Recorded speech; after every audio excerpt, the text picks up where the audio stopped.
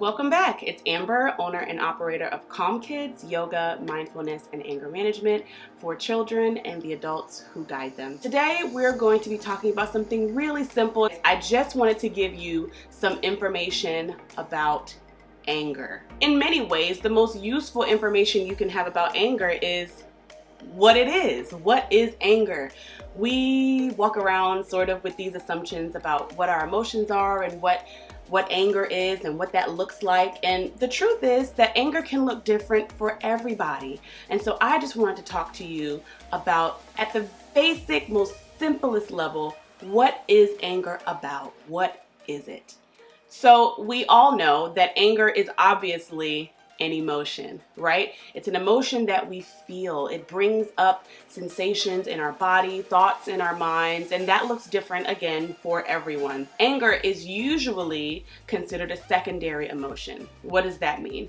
That just means that anger is usually, even though it's the emotion that we can see first, it's usually an emotion that's hiding other emotions, right?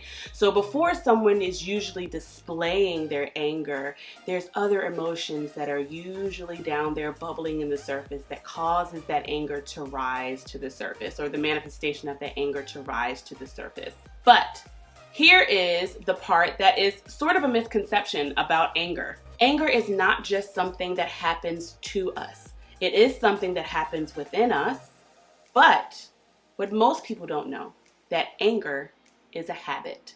That's right, anger is a habit. So if you were blaming all of your behaviors on anger, think about the ways, conscious or maybe subconscious until now, that you have used anger to get things that you want in your life. Think about the ways that the child in your life has used anger to get things that they want in their life. Anger is a learned behavior. The way we respond to the anger is learned.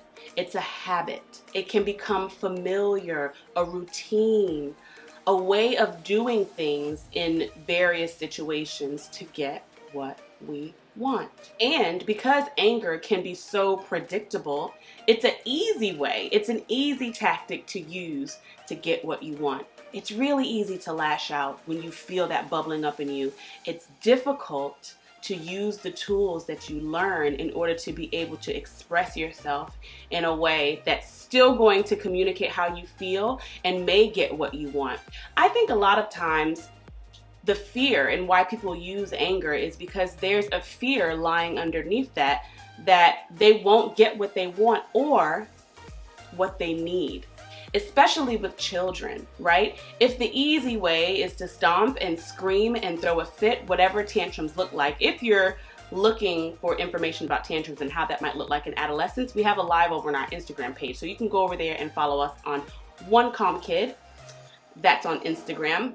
But tantrums look different in everybody. But so it's easy to use that tactic, even if it's subconscious, right? It's a habit. It's something that you've gotten used to doing when you've been allowed to do that. And by allowed, I mean when you've been able to get what you want or get your needs met by using your anger to do that.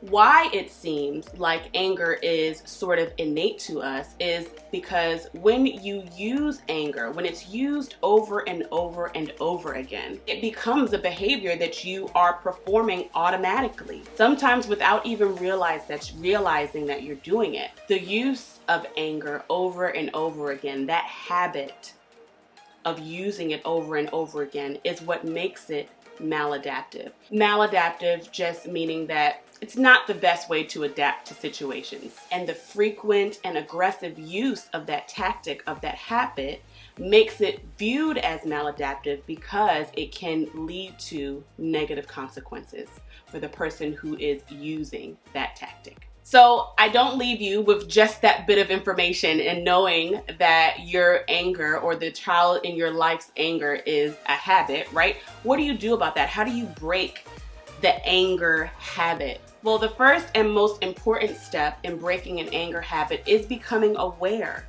that it is a habit for you, and also becoming aware of the circumstances that trigger that anger, as well as the negative consequences that come from using that anger as a tactic. That's all, guys. I hope that was helpful and informative for you. If you or the child in your life is having trouble with anger or anger management, feel free to visit us at www.onecalmkid.com to find out how you can address your child's anger in a holistic way or an educational way.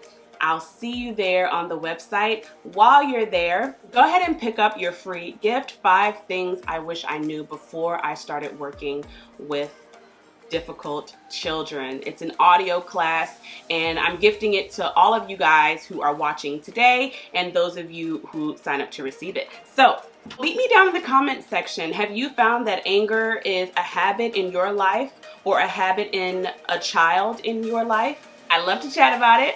Put it down in the comment section. Do you find this to be true? Until next time, guys, be well.